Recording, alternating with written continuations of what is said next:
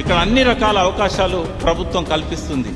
అదేవిధంగా direct selling అనేది ఇక్కడ ఉన్న యూత్కి that is the only opportunity left for them to prevent their suicides, to prevent their crimes.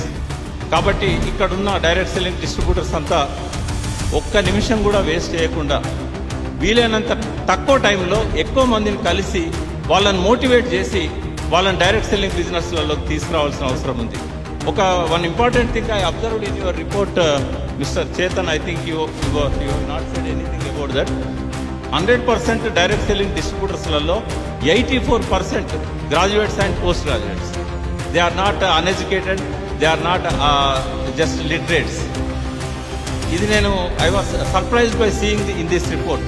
ఇప్పటికే ఇక్కడ రావడం కంటే ముందు కూడా నేనేమనుకున్నానంటే 10th క్లాస్ ఇంటర్ చదివిన వాళ్ళు హౌస్ వైఫ్స్, ఎక్కువ మంది హౌస్ వైఫ్స్ అన్ఎడ్యుకేటెడ్ ఉంటారు, ఎక్కువ మంది 10th లోపు చదివి మానేసిన వాళ్ళు ఉంటారు, వాళ్ళే ఎక్కువ మంది ఉంటారు నేను డైరెక్ట్ సెల్లింగ్లో అనుకున్నాను. కానీ రిపోర్ట్ చూస్తే 84% గ్రాడ్యుయేట్స్ అండ్ పోస్ట్ గ్రాడ్యుయేట్స్.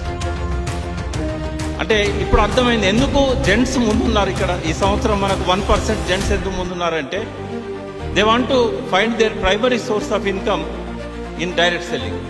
ఆ ట్రెండ్ను మనం గమనించాలి. ఇంతకుముందు ఏంటంటే direct selling was secondary source of income to their families. House